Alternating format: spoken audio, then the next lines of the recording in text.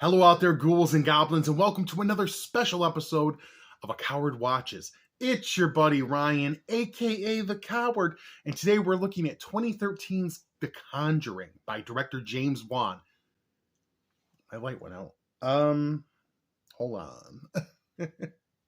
It's not the switch because it's plugged in. Yeah. Double check it. It's plugged in, right?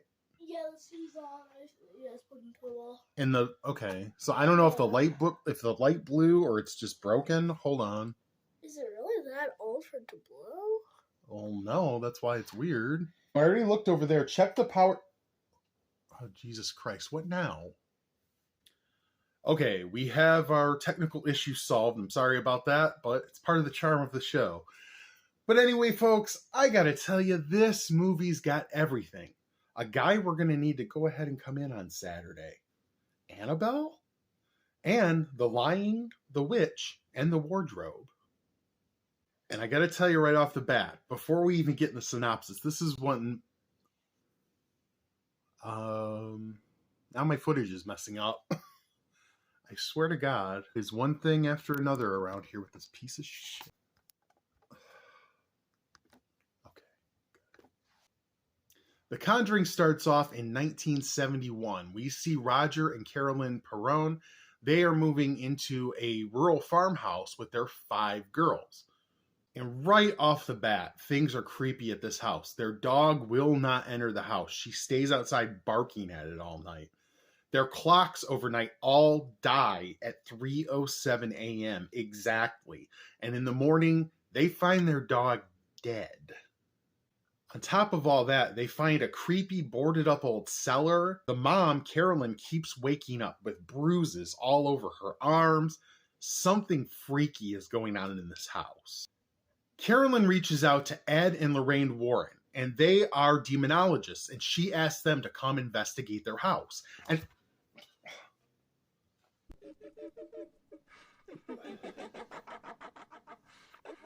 it's been happening all week.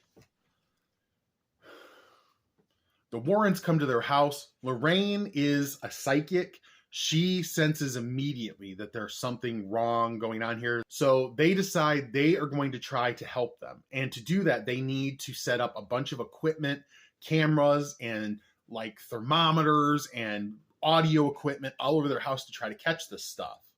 And they bring along with them an assistant and a police officer. And the police officer is there to sort of be an independent witness, someone who is impartial, who can say, yes, something weird is happening here. And they're going to take all of this to a priest to try to get an exorcism done on the house.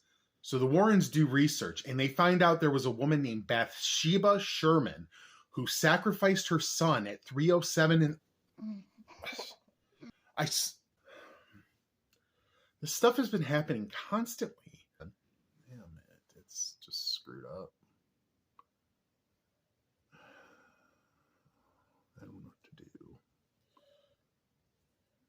And I'm... hold on. Anyway, this Bathsheba Sherman, she sacrifices her son at 3:07 in the morning. That's why all the clocks stop then.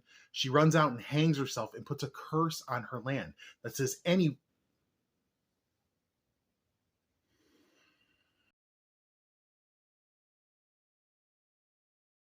So they do some more research and they find out after this happened, a lot of people who lived there either committed suicide, killed someone in their family, or some other horrible tragedy happened to them.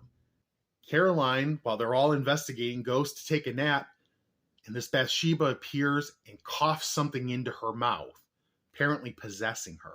Lorraine finds out that Rory, the little boy ghost that they've been seeing throughout the movie, is a boy who was killed by his mother when she was possessed by Bathsheba.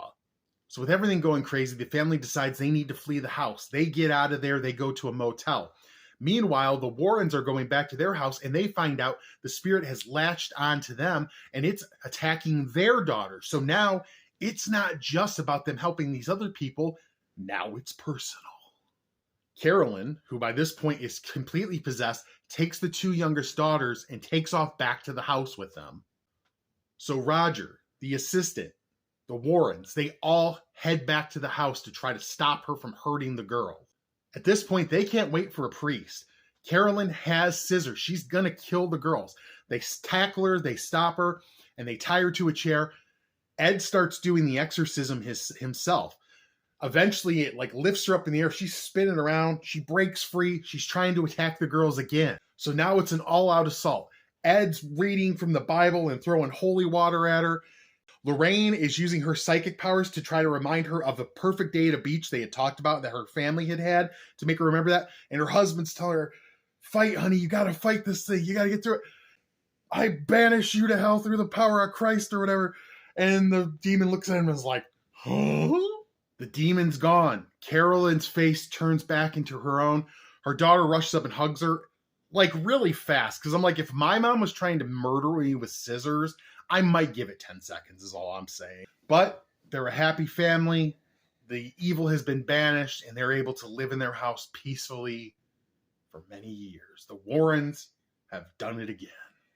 As you know, every movie that we look at here gets 2 ratings. One for quality and one for horror. Quality, is it a good movie?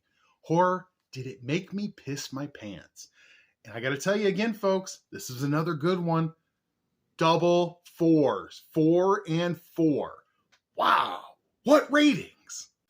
First, as far as quality goes, this is supposedly based on a true story, but I'm a skeptic, and anyone who looks into this and is a skeptic is probably going to say it's probably a bunch of BS, but that's fine. I'm not rating it as a historical document or a true story. I'm rating it as a movie, and as a movie, it's really well done.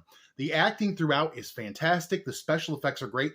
The jump scares are creepy as hell. There's one point where they're playing a game with their daughters called Hide and Clap, and the mother is looking for the daughters, and out of the shadows come these ghostly hands that are like, clap right by her face. I literally about crapped myself in my chair. Max, you've got to quit laughing during my thing. I'm not that funny. So as far as it being a quality movie, it's going to get a 4. As far as horror, it's another 4. This one is scary as hell. I think these are the kind of stories that get to me the most, because while I am a skeptic, there's a little tiny part of me that's like, what if, right? And so like, it's easy not to believe in a monster movie or someone like a Freddy Krueger or a Jason might be scary, but you're like, well, I know they don't really exist. What if there is something supernatural out there? What if there is something that could get into your home or your head or whatever? Like I said, the jump scares were great. The special effects were great. It was spooky. It created a great atmosphere, and it was just a lot of fun. It's going to get an 8 overall. That puts it in first place with only 2 movies left to go. But they're heavy hitters.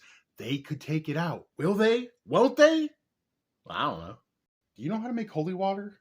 No, but we could Google it. Yeah, we could Google it, couldn't we? Anyhow, no matter if you're chasing down demons or learning how to make holy water with your son. All right, you ready? We're going to do the you are. You are damn sexy.